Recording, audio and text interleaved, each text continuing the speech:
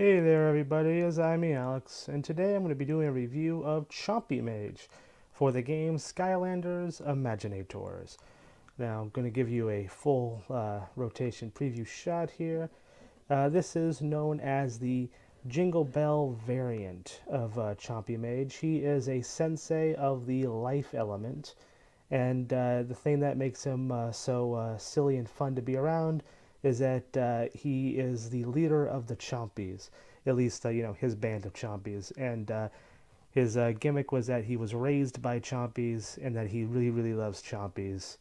He frequently breaks the fourth wall, and as an example of like the type of dialogue you'll experience with him is when you look at his stats, he will say to his Chompy puppet, "Hey Chompy, what do all these numbers mean?"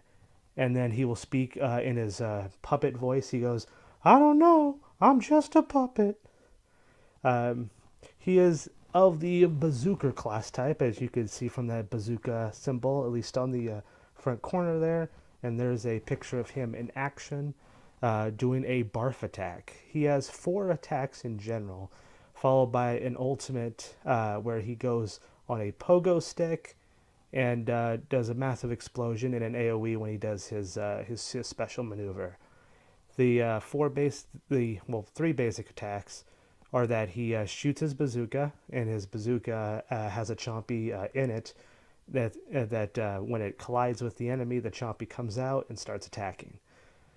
The other one is that he curls himself into a little bit of ball, and then there's a frenzy of chompies around him, and they all just start swarming around the field, and he does AOE damage in a pretty small circle. And then the other one is that he uses his Chompy puppet hand, and the Chompy barfs out a bunch of life magic. And later on, you can upgrade it to have acorns come out for like additional projectile damage. Now, his stats are at roughly at level 15 because that's around the limit that most people will have, where you have to get like four or five senseis in order to reach that max limit. He'll have about 650 health, 80 power, 80 defense. So sorry, no, 80 power, 60 defense, 60 speed, 20 luck. Now he has two upgrade paths, and one of them is enables him to make his chompies more powerful and like a larger size to do more damage. Make it to where they cling onto the enemy instead of just randomly running in circles to attack the enemy.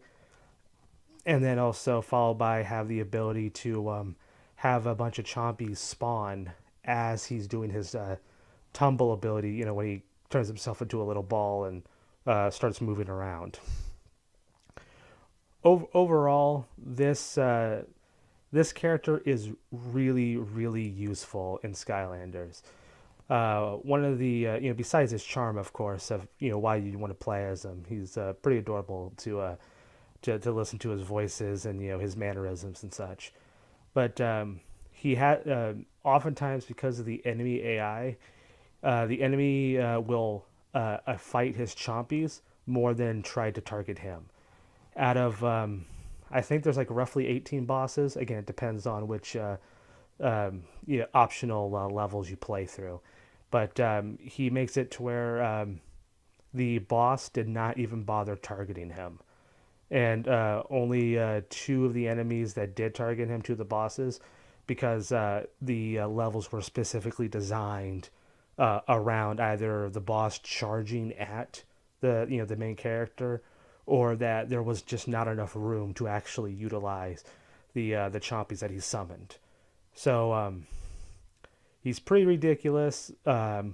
Quite easily one of the most overpowered characters in the game.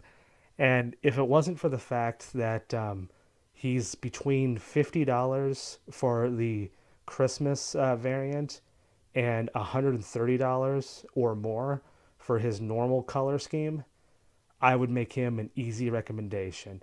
But because of his price point, he is really hard to recommend because even though he is so good, why would you spend that much money, on just this particular figure? So I would recommend him for sure. If you have the ability to acquire him for like, $20, something like that, on the gift of a stranger, I'd recommend you pick this up. He's really good.